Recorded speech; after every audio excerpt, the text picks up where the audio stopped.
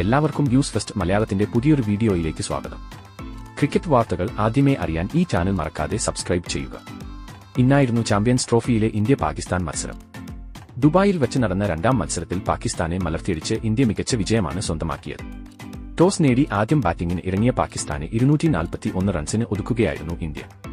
ഒരു ഘട്ടത്തിൽ 151-2 എന്ന നിലയിൽ പാകിസ്ഥാൻ മികച്ച സ്കോറിലേക്ക് എത്തുമെന്ന് തോന്നിയെങ്കിലും ഇന്ത്യൻ ബൌളർമാർ മത്സരത്തിലേക്ക് ശക്തമായ തിരിച്ചുവരവ് നടത്തിയപ്പോൾ 49.4 ഓവറിൽ പാകിസ്ഥാൻ ഓൾ ഔട്ട് ആയി.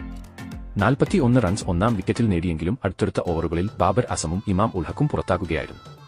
47-2 എന്ന നിലയിൽ നിന്ന് പാകിസ്ഥാനെ സൌദ് ഷക്കീലും മുഹമ്മദ് റിസ്വാനും ചേർന്ന് പിന്നീട് നയിക്കുകയായിരുന്നു.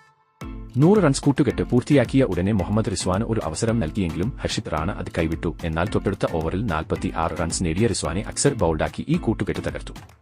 റിസ്വാൻ പുറത്താകുമ്പോൾ പാകിസ്ഥാന് 151-3 എന്ന നിലയിലായിരുന്നു. അതേ ഓവറിൽ സൌദ് ഷക്കീലിന്റെ ക്യാച്ച് കുൽദീപ് യാദവ് കൈവിട്ടുവെങ്കിലും തൊട്ടടുത്ത ഓവറിൽ ഷക്കീലിനെ ഹാർദിക് പാണ്ഡ്യ പുറത്താക്കി.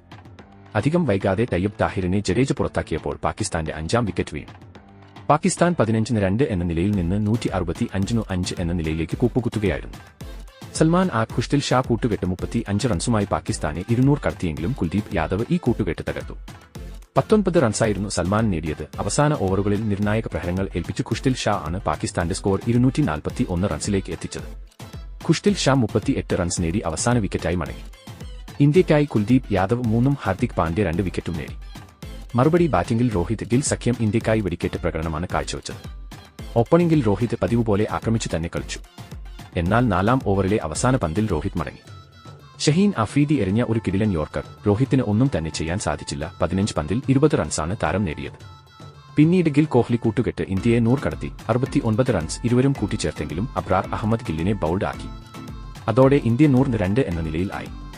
എന്നാൽ 4ാം നമ്പറിൽ എത്തിയ ശ്രേയസ് അയ്യർ കോഹ്ലി സഖ്യം വീണ്ടും ഇന്ത്യയ്ക്ക് മറ്റൊരു മികച്ച പാർട്ണർഷിപ്പ് സമ്മാനിച്ചു. അതോടെ കോഹ്ലി ഇന്ന് തന്റെ അർദ്ധ സെഞ്ചുറിയും ഏകദിനത്തിൽ 14,000 റൺസും നേടിത്തിളങ്ങി. മികച്ച വിജയമാണ് ഇന്ത്യയിൽ ഇന്ന് സ്വന്തമാക്കിയത്. ഇന്ത്യയുടെ ബാറ്റിംഗ് വളരെ ശക്തമാണ്. അതുകൊണ്ട് ഇന്ത്യയ്ക്ക് ഇനി പേടിക്കാനില്ല. ഇന്നത്തെ വിജയത്തോടെ ഇന്ത്യ തങ്ങളുടെ സെമി ഫൈനൽ ഉറപ്പിച്ചു. എന്നാൽ ചാമ്പ്യൻസ് ട്രോഫി ഹോസ്റ്റ് ആയ പാകിസ്ഥാൻ ഇന്നത്തെ തോൽവിയോടെ നാണം കെട്ട് ടൂർണമെന്റിൽ നിന്നും പുറത്തായി. ഇന്ത്യ ഇപ്പോൾ മികച്ച ഫോമിലാണ് കളിക്കുന്നത്. ബൌളിംഗിലും ബാറ്റിംഗിലും ഇന്ത്യയെ പിടിച്ചുകെട്ടാൻ ആർക്കും തന്നെ സാധിക്കില്ല. അപ്പോൾ ഇന്നത്തെ ഇന്ത്യയുടെ കളിയെ പറ്റിയുള്ള നിങ്ങളുടെ അഭിപ്രായം താഴെ കമന്റ് ചെയ്യുക. അതുപോലെ കൂടുതൽ ക്രിക്കറ്റ് വാർത്തകൾക്കായി ഈ ചാനൽ മറക്കാതെ സബ്സ്ക്രൈബ് ചെയ്യുക.